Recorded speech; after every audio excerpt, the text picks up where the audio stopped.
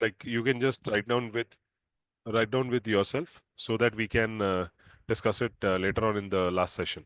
So let me just upload the PPT and we'll start.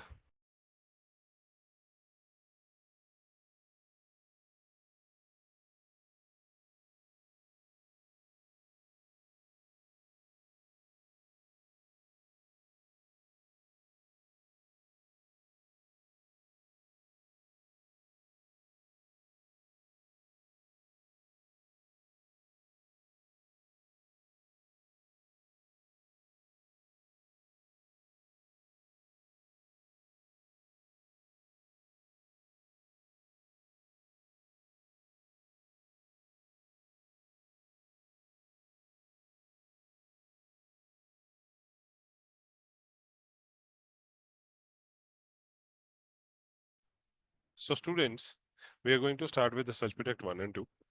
जो research project 1 है, इसकी applicability रहेगी students of MCA fourth semester, MSc IT literal entry में जो students हैं third semester के अंदर, उनको रिसर्च प्रोजेक्ट 1 भी एप्लीकेबल है। तो जो MSc IT students literal entry से आए हुए हैं उनको थर्ड सेमेस्टर में, और एमएससी आईटी स्टूडेंट्स जो खुद हैं regular, that are also being having their research project 1 in their third semester. So ये उनके लिए एप्लीकेबिलिटी रहेगी। इसका कोर्स कोड है DE CAP 797 and it is known as research project 1। अब रिसर्च प्रोजेक्ट है क्या, इसको आइडेंटिफाई करने के लिए जो इसकी कोर्स आउटकम्स होंगी वो हम देखेंगे कि हम इसमें देखना चाहते हैं कि आप किसी रेलिवेंट डिसिप्लिन के अंदर एक प्रॉपर नॉलेज के साथ, एक कम्प्रिहेंसिव लिटरेचर रिव्यू के साथ आप एक कोर्स को एक इस तरह से आप टॉपिक को बनाते हैं और उस फाइल को बनाते हैं ताकि उसमें आप बता सकें कि क्या उसके रिलेटेड टॉपिक्स के रिलेटेड जो भी आपने रिसर्च किया है वो टॉपिक क्या था, उसके बारे में प्रॉपर डिटेल, और उसमें क्या क्या चीज़ें आप हाईलाइट कर रहे हो उसके बारे में पूरी डिटेल आएगी। अगर हम बात करें तो रिसर्च प्रोजेक्ट इन्वॉल्व होता है activities that are closely related to the research work in the related field. So upon completion, student will able to be like apply the discipline knowledge and even applicabilities required during the comprehensive research review. So एक research project they may incorporate like work integrated learning placement, even literature review, data collection and analysis. तो इसमें आप data collection करेंगे। सबसे पहले आप data collect करेंगे और आपका मेन जो इसमें फर्स्ट इनिशियल स्टेज के ऊपर काम होगा वो होगा अपना टॉपिक डिसाइड करना कि किसके ऊपर आपने ट्रेनिंग करनी है, सॉरी किसके ऊपर आपने अपनी फाइल बनानी है एंड किस टॉपिक के ऊपर आप रिसर्च करेंगे। तो अगर हम बात करें रिसर्च प्रोजेक्ट 1 और 2, they are divided into different parts और इनकी एप्लीकेबिलिटी भी अलग अलग है। अगर हम सिंपल रिसर्च प्रोजेक्ट 1 की बात कर रहे हैं तो रिसर्च प्रोजेक्ट 1 के अंदर सबसे पहले इंट्रोडक्शन आएगी, जो आपने टॉपिक चूज किया है, then literature review आएगा, and then we have the problem formulation and title of the project, then we have the objectives of the project that are going to be highlighted। और अगर हम बात करें research project 2 की, so the students who are in fourth semester of MCA as well as MSc IT, इनको applicability रहेगी research project 2 की। तो हम ये देखेंगे कि रिसर्च प्रोजेक्ट 2 में कौन से चैप्टर्स बनाने हैं और 1 में कौन से बनाने हैं, उसके बारे में हम इसको डिटेल में पढ़ेंगे। अगर हम बात करें ब्रॉडर कैटेगरी की, आप किस किस चीज़ के ऊपर रिसर्च प्रोजेक्ट बना सकते हो, तो सबसे पहली चीज़ है कि हमारे पास डेटाबेस प्रोजेक्ट्स हो सकते हैं, network project, web based projects, Android applications या एंड्रॉयड बेस्ड प्रोजेक्ट्स के ऊपर भी बना सकते हो। ये कुछ ब्रॉडर एरियाज हैं जिनके ऊपर आप अपना प्रोजेक्ट वर्क बना सकते हो। इसको पर आपने ध्यान रखना है, जो रिसर्च प्रोजेक्ट बना रहे हो ये प्रोजेक्ट वर्क नहीं होगा। आप प्रोजेक्ट वर्क के अंदर एक एप्लीकेशन बना रहे हो, कुछ आप वेबसाइट बना रहे हो या कुछ इस तरह से चीज को डेमोस्ट्रेट कर रहे हो, यहाँ पे आप सिर्फ एक रिसर्च पेपर ही लिखोगे जो कि प्रॉपरली गाइडलाइंस के अकॉर्डिंग फॉर्मेट में होना चाहिए। इसको बनाने के लिए आप एक काम कर सकते हो कि आप रिसर्च पेपर बनाने के लिए गूगल स्कॉलर की हेल्प ले सकते हो। गूगल स्कॉलर से आप डिफरेंट रिसर्च पेपर्स को यूज कर सकते हो। Okay, so you can just use different type of research papers जो कि गूगल स्कॉलर पे इजीली मिल जाएंगे आपके टॉपिक के अगेंस्ट।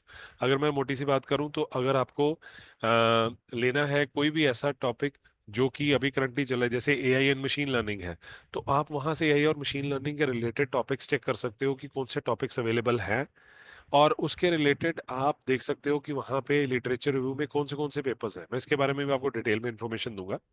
Next is duration.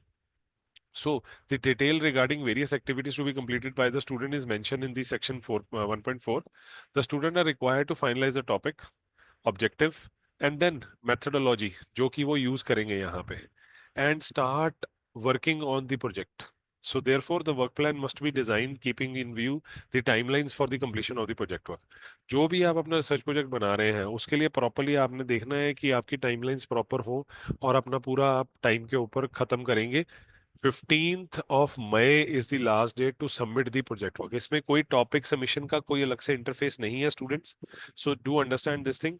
आपने सारा कुछ जो है वो सबमिट करना है 15 मई से पहले पहले, टॉपिक भी, डिस्क्रिप्शन भी, और साथ में अपना जो आपका रिसर्च प्रोजेक्ट 1 और 2 का डेटा है. तो इन सबको आप अपना सबमिट करेंगे. Okay, so that must be submitted.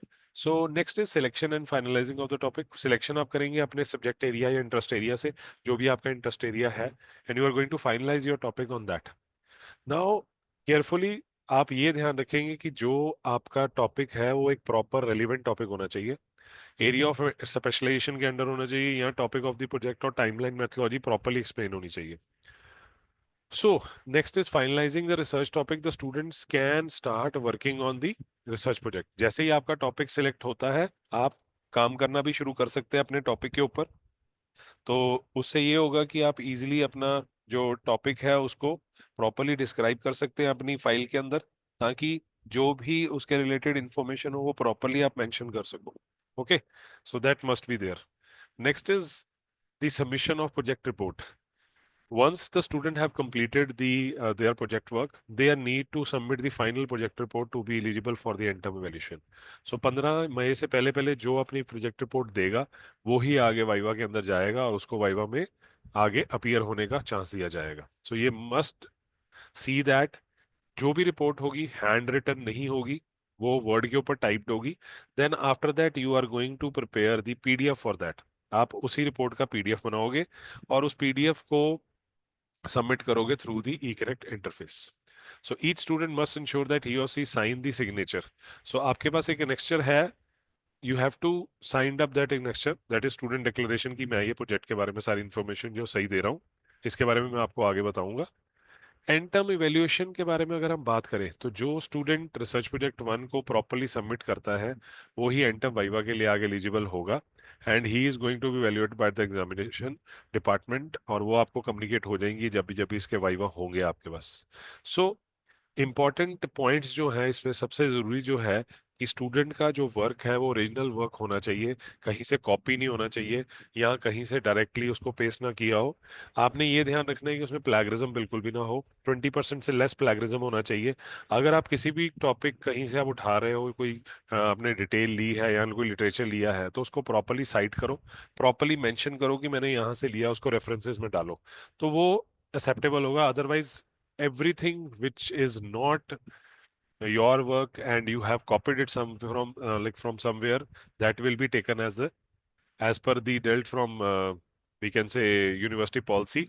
On this it will be a academic misconduct, so आपको उसमें यूएमसी भी लग सकती है. So guidelines for the search project 1. Topic submission के लिए आपके पास जो जो चीजें होनी चाहिए, project report should be submitted through appropriate E connect interface.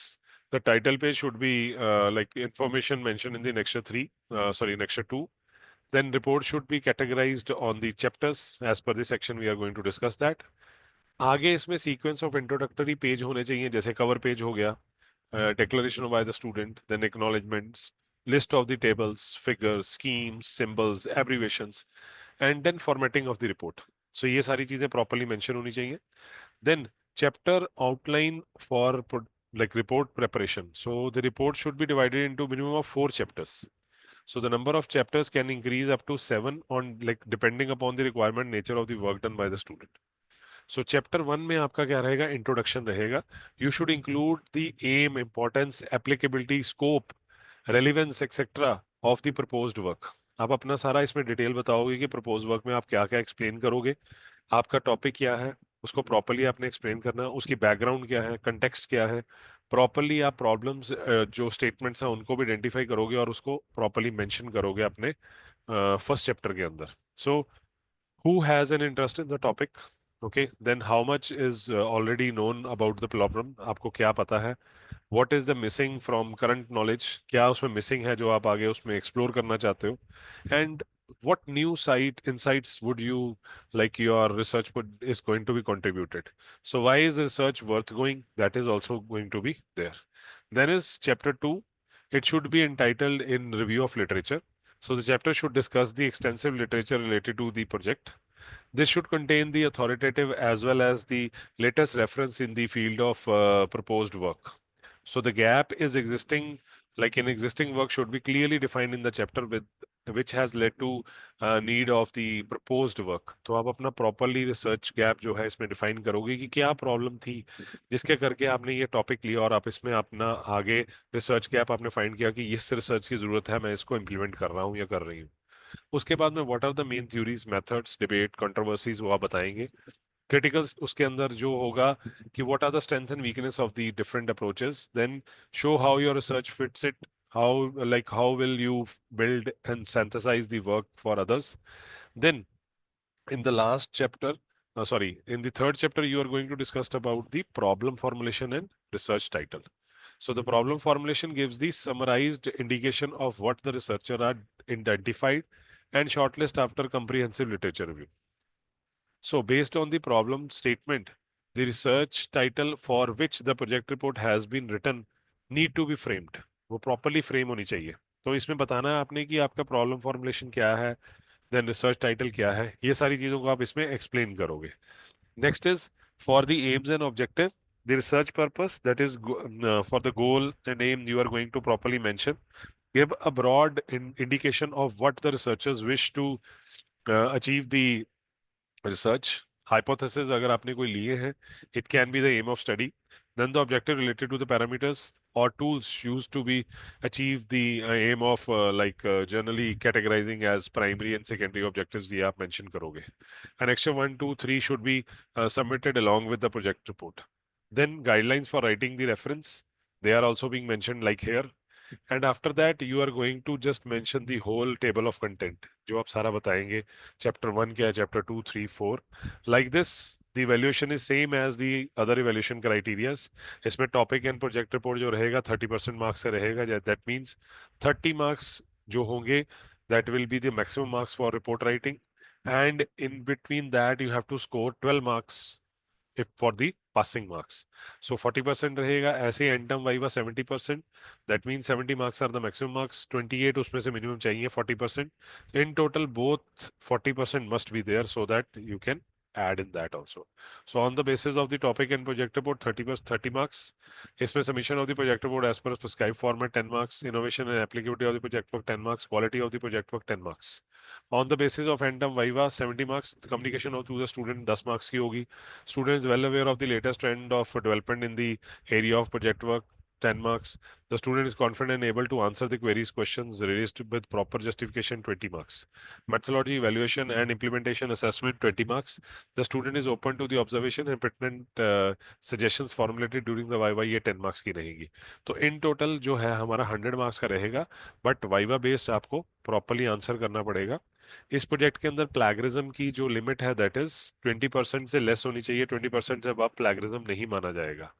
And students you must remember, जो भी आप कहीं से टॉपिक उठा रहे हैं या कोई डिटेल उठा रहे हैं उसको प्रॉपरली साइट करना आपने. अदरवाइज वो एकेडमिक मिसकंडक्ट में आएगा और उसके लिए आपको प्रॉब्लम भी क्रिएट हो सकती है. Now important thing is here, कोई भी स्टूडेंट अगर अपने इस रिसर्च पेपर को किसी अच्छे स्कूपस जर्नल के अंदर पब्लिश करता है, जो यहाँ करना चाहता है वो कर भी सकता है. और अगर करने के बाद उसकी डिटेल्स आपको मेंशन करनी पड़ेंगी अपनी प्रोजेक्ट रिपोर्ट के अंदर. अगर वो करता है तो उसके लिए उसको अवार्ड भी मिलेगा. That is we are going to award you grades like outstanding grade O, A+B, C and D on the basis of the criteria. तो ये प्रॉपरली मेंशन होगा यहाँ पे सारा कि स्कोर क्या रहेगा आपका, 40% मार्क्स कितने रहेंगे. तो ये सारी चीजें you have to see that how we are going to use them. Okay. तो जिस तरह से आप बना रहे हो तो आपने देख देख के रखना है कि मैं जो भी चीज बना रहा हूँ प्रॉपरली वो कहाँ पे आपने डाली है उसकी प्रॉपर डिटेल्स होनी चाहिए. और वो अगर पब्लिश हो जाता है तो आपको उसके अकॉर्डिंग ग्रेड मिलेगा. But in any case student fail to submit, आप नहीं सबमिट कर पाते अपना प्रोजेक्ट रिपोर्ट टाइमली, उस केस में आपका ई ग्रेड लगेगा, दैट इज रीपेयर. इसमें हमारे पास नेक्स्ट वन आ जाता है, that is summary of the project report 1. यहाँ पे स्टूडेंट टाइटल देगा objectives, then expectation of the result, then expected outcomes of the research project, then expected learning from the research project. ये सारी चीजें इसमें मेंशन होंगी। एनी चैलेंजेस जो आपको लगे हैं कि रिसर्च प्रोजेक्ट बनाते हुए आप उसमें मेंशन करोगे और सिग्नेचर करोगे आपने। सेकेंड एनेक्सर जो है वो आपका पेज जो होगा, कवर पेज होगा आपकी रिपोर्ट का, जो कि आप मेंशन करोगे इसमें। Then we have the annexure 3 also, that is a declaration by the student. तो student has to declare that क्या उसने बनाया, उसका रजिस्ट्रेशन नंबर क्या है, and the topic of the project, then programme name, and he has to sign here with their name and the registration number also. So this was the report one. That is the research one report which you are going to prepare for your research project one topic.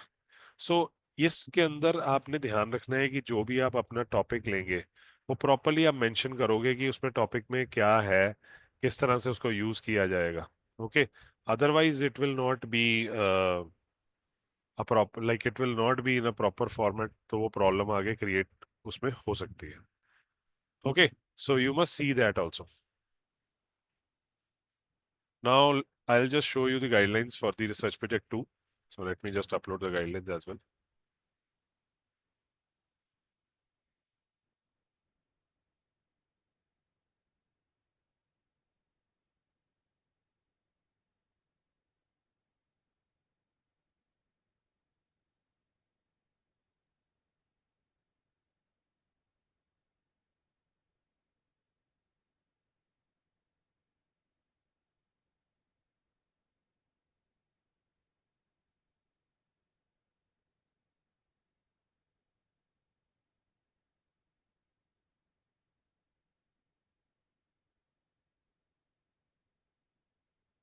Okay. So talking about the research project 2 guidelines. Students, research project 2 की guidelines same है जो research project 1 की guidelines है। सिर्फ कहाँ पे distance आपको जो मिलेगा इसमें चेंज मिलेगा, that is you have to mention different chapters. अब यहाँ पे मैं आपको सीधा चैप्टराइजेशन पे ले जाऊंगा। जो हमने रिसर्च प्रोजेक्ट 1 के अंदर chapter 1, chapter 2, chapter 3 and chapter 4 बनाया है वो इसमें भी आएगा। आप रिसर्च प्रोजेक्ट 1 और 2 का टॉपिक जो है सेम ले सकते हो। अगर एमसीए का स्टूडेंट है जो थर्ड सेमेस्टर का है, और एमएससी आईटी का स्टूडेंट है जो थर्ड सेमेस्टर का है, वो अगर अपना प्रोजेक्ट रिसर्च प्रोजेक्ट 1 जो है वो लेना चाहता है और 2 लेना चाहता है, तो वो अपना सेम टॉपिक ले सकता है। Okay, then you are going to mention the next chapter. तो ये सर्च प्रोजेक्ट 2 स्टूडेंट्स जो अप्लाई हो रहा है उनके लिए है कि आपने फिफ्थ चैप्टर भी आगे लिखना है, that is implementation of the research project. Then results and discussion, आप मेंशन करोगे आपके रिजल्ट्स क्या हैं और डिस्कशन करोगे रिजल्ट्स के बारे में क्या क्या चीजें आई। फाइनल चैप्टर जो आपका कंक्लूजन फ्यूचर स्कोप होगा वो भी आप मेंशन करोगे, क्या आपने कंक्लूड किया, क्या उसमें से आपने निकाला है, तो जिसके बारे में सारी डिटेल्स आप इसमें मेंशन करोगे। एनेक्चर 1 2 3 आप साथ में ही सबमिट करोगे इसके। So guidelines for writing the reference that should be properly mention, वो दी गई है। जैसे मैंने पहले आपको बताया था सेम गाइडलाइंस है, अपना रिपोर्ट में मेंशन करेंगे आप उसको प्रॉपरली, इसी तरह से साइटेशंस आप इसमें फिलअप करेंगे। सो ये आपका रहेगा same evaluation criteria, nothing else. आपके अवार्ड्स भी सेम रहेंगे। एनेक्स्चर जो हमारा 1 है वो भी सेम ऐसे ही रिसर्च मेथड 2 के अंदर लगेगा, फाइंडिंग्स वगैरह, लर्निंग्स, सारा कुछ यहाँ पे डालोगे आप। And then title page and declaration by the student. So ये रिसर्च प्रोजेक्ट 2 में सिर्फ आपको जहां पे चेंजेस दिखे होंगे, that is we have to add little bit more, that is 3 more chapters we are going to add here. Okay, so that is after aim and objective, implementation of research project, result and discussion, and then conclusion and future scope. So ये हमारा research project 2 का interface रहेगा, जहां से 2 और 1 का interface रहेगा जहां से हम इसको सबमिट करेंगे। So let me just up share my PPT.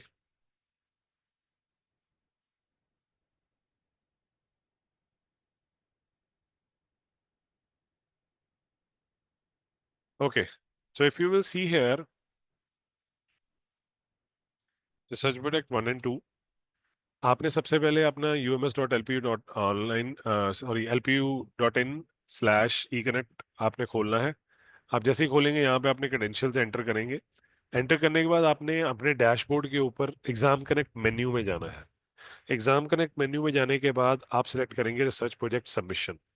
So once you will select the research project submission, उसके बाद आपके पास ये इंटरफेस आ जाएगा जहाँ पे प्रोजेक्ट फाइल आप अपलोड कर सकते हो। जो तो एमसीए थर्ड सेमेस्टर के वो एक ही फाइल अपलोड करेंगे, जो एमसीए थर्ड फोर्थ के हैं वो अपनी दोनों फाइलें अपलोड कर सकते हैं, या सिंगल सिंगल फाइल भी अपलोड कर सकते हैं। Okay, so like this you are going to submit your project report from the interface as well. So अब किसी को कोई डाउट हो, कुछ पूछना हो, कोई क्वेश्चंस हो, कुछ क्वेश्चंस तो I will just see the chat box also. So we have to, okay, website assignment type or assignment. So you have to create a report. Actually, मैं आपको बताता हूँ कि रिसर्च प्रोजेक्ट होता क्या है। I'll just share my screen. Okay.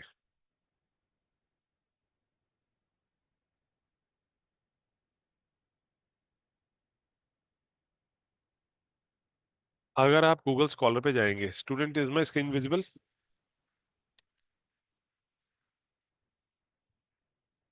आपने Google scholar पे जाना है और यहाँ पे कोई भी टॉपिक के अगेंस्ट आप सर्च कर सकते हो। जैसे यहाँ पे अगर मैं लिखता हूँ फॉर सप्लाई चेन मैनेजमेंट, सो अगर मैं यहाँ क्लिक करता हूँ तो ये बहुत सारे पेपर्स आ जाएंगे। आप किसी भी एक पेपर को ओपन करके आप यहाँ से पढ़ सकते हो। Okay, so let's suppose I will click on this. अब ये हमारे को पेपर यहाँ से शो हो जाएगा। फुल पीडीएफ करोगे तो यहाँ पे पीडीएफ आपके पास आ जाएगी। अब इस पीडीएफ के थ्रू पढ़ के अपना ये इस तरह से पेपर बनता है। हर जर्नल का अपना अलग से एक टेम्पलेट होता है, वो अलग सा स्टाइल होता है जिसमें आप पेपर बनाते हैं। बट हमने जो पेपर बनाना, हमने रिसर्च प्रोजेक्ट की जो गाइडलाइन है उसके अकॉर्डिंग ही बनाना है। Okay, so this is how you are going to create. तो ये हमारा जो प्रोजेक्ट है ना, ये that is related to some particular problem. तो अगर आप ये देखोगे ना, तो एक हमारे पास एब्स्ट्रैक्ट है, देन इंट्रोडक्शन आ रहा है, देन बैकग्राउंड आ रही है, देन उसके बाद मैथोलॉजी, देन रिजल्ट्स आ रहे हैं, उसको एक्सप्लेन कर रहे हैं प्रॉपरली। तो इस तरह से ये चीज़ों को डिस्कशन आएगा लास्ट में, ताकि आप डिस्कस करें आपने क्या उसमें फाइंड आउट किया है, देन पोटेंशियल चैलेंजेस क्या थे, and conclusion we are going to highlight here. तो ये सारी चीज़ें हम इसमें शो करेंगे और इसको उसी तरह से मेंशन करेंगे। होप आपको ये क्लियर हो गया होगा। Third semester and I have a query regarding the course code. Okay, EM35 is the market management.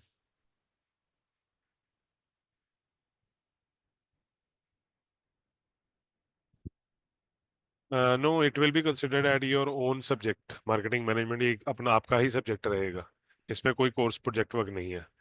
So there is two reports, yes, two reports हैं। अगर जो स्टूडेंट थर्ड सेमेस्टर का है वो एक रिपोर्ट देगा रिसर्च प्रोजेक्ट वन की, और जो एमसीए का स्टूडेंट है वो अपनी, क्योंकि आपने एक थर्ड सेमेस्टर में बनाई भी होगी, तो अगर वो आप अभी फाइनल सेमेस्टर में हो अपने फोर्थ सेमेस्टर के अंदर, तो आप अपनी एक ही रिपोर्ट जो है रिसर्च प्रोजेक्ट टू डालेंगे इसमें। Okay, did you understand? So any other doubt students, कुछ आपने पूछना हो, you can raise your hands also. If you want to ask any question I can just give you the rights, तो आप पूछ भी सकते हैं।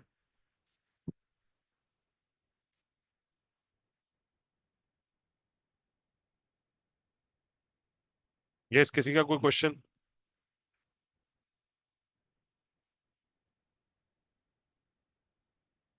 Okay Arjun, just a minute. Okay Arjun, you can talk now. Yes Arjun. Am I audible?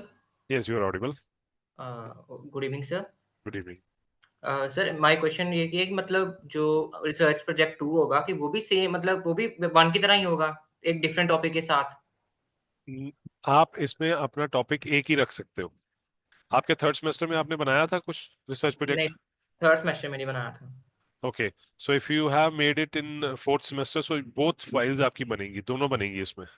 ठीक है, okay, जो MCA students हैं फोर्थ सेमेस्टर के, वो तो अपना दोनों फाइलें बनाएंगे, रिसर्च प्रोजेक्ट वन और रिसर्च प्रोजेक्ट टू दोनों की। ठीक है सर। ओके, और जो एमएससी आईटी के थर्ड सेमेस्टर के स्टूडेंट्स हैं, वो स्टूडेंट्स जिन्होंने लेटरल एंट्री में आए हैं, वो अपना थर्ड सेमेस्टर में सिंपल एक फाइल बनाएंगे और अपलोड करेंगे। और अगर वो एमएससी आईटी फोर्थ सेमेस्टर में है, तो अपनी वो रिसर्च प्रोजेक्ट टू की फाइल अपलोड करेंगे। ओके, ठीक है सर। मेरा क्वेश्चन ये था कि जो टॉपिक्स होंगे वो दोनों मतलब डिफरेंट होंगे ना?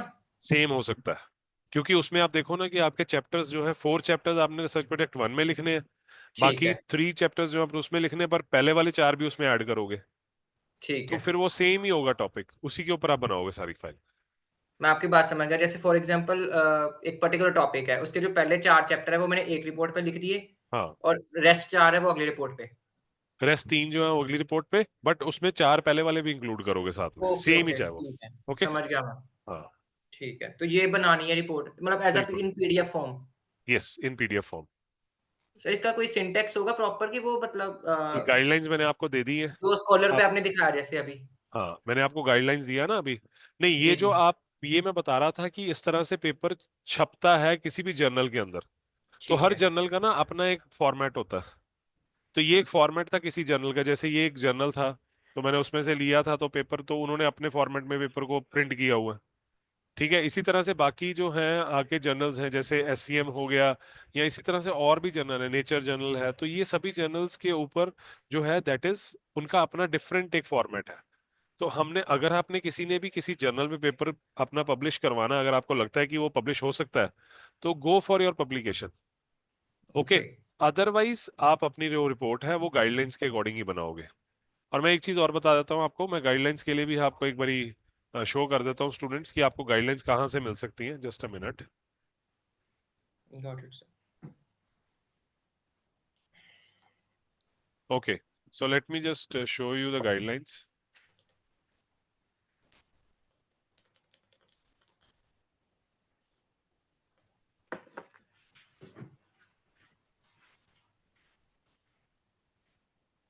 सो स्टूडेंट्स, आपने सबसे पहले अपना डैशबोर्ड ओपन करना है। ई रिसोर्सेज में जाना है आपने। ई रिसोर्सेज के अंदर एडिशनल रिसोर्सेज ऑप्शन के अंदर जाएंगे। यहाँ पे आपको सारी ये गाइडलाइंस वगैरह आपकी मिल जाएंगी। जैसे रिसर्च प्रोजेक्ट की गाइडलाइंस के लिए क्लिक करोगे तो ये गाइडलाइंस यहाँ पड़ी हुई है। ठीक है, आप यहाँ से अपनी गाइडलाइंस को डाउनलोड कर सकते हैं।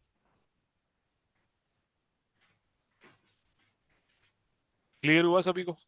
जी सर। सर मेरा बस वही क्वेश्चन था, जो टेम्पलेट है कि मतलब वो गाइडलाइन के थ्रू ही बनाना है, कोई हाँ, मतलब वो कोई वो नहीं है? एडिशनल आप अपना पेपर जैसे अगर छपवाना चाहते हो, तो फिर आप वो जर्नल जहाँ पे आप छापना चाहते हो उनसे आप लोगे, उनकी वेबसाइट के ऊपर अवेलेबल होगा। वो ठीक है, अलग से है। वो आपका अगर पब्लिश हुआ होगा तो उसके लिए आपको आउटस्टैंडिंग ग्रेड मिलेगा, पर फिर भी आपको रिपोर्ट साथ में बनानी है अपनी। ठीक है, समझ गया सर। ठीक है। हाँ, जी। चलिए, thank you. Yes, any other doubt students? किसी और ने को क्वेश्चन पूछना हो? Okay Raman, PPT, I do one thing, PPT for the interface.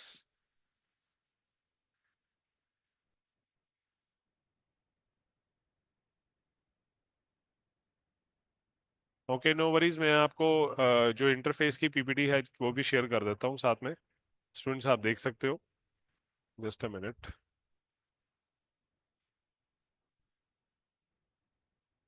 सो मैंने चैट बॉक्स के अंदर शेयर किया, आप उसको डाउनलोड कर सकते हो। Okay.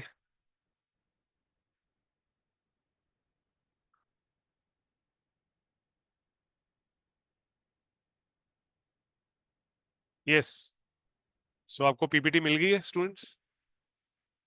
It's in the chat box for submission. तो आप इसको ले सकते हो। और कोई क्वेश्चन किसी के माइंड में हो, अगर रिसर्च प्रोजेक्ट के बारे में आप पूछना चाहते हो? मैंने शेयर किया अभी स्टूडेंट्स, चेक करें आकृति अगर आपको दिख रहा है तो।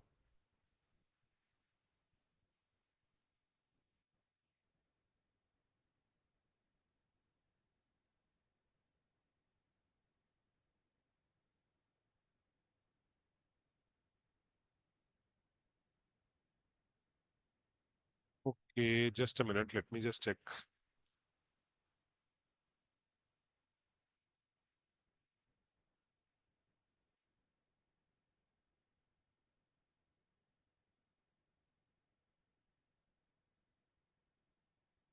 No no, MA fourth semester में नहीं है एप्लीकेबिलिटी रिसर्च प्रोजेक्ट की। आपको शो हो रही है अब guidelines regarding PPT?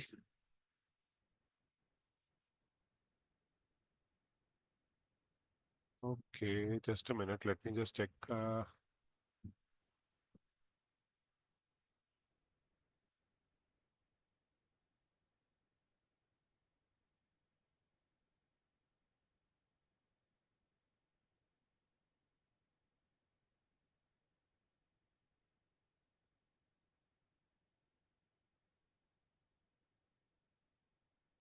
Okay,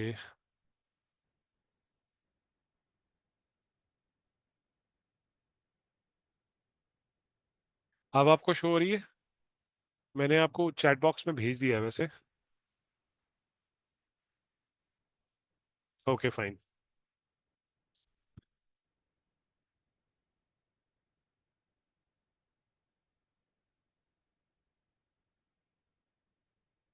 So students, you can just download this and even you can just go through the guidelines as well. Okay. So any doubt, any other thing you want to ask students?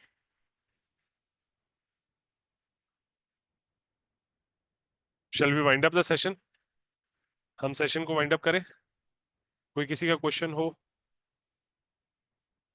Hope सबके question answer हो गए हैं। Mohini, Mohini Sharma, no page limitations. Page basically see 40 से 60 pages के बीच बीच में होनी चाहिए आपकी file. Okay,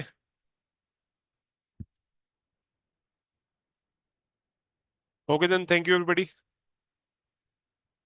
You can just go through the guidelines as well. Thank you.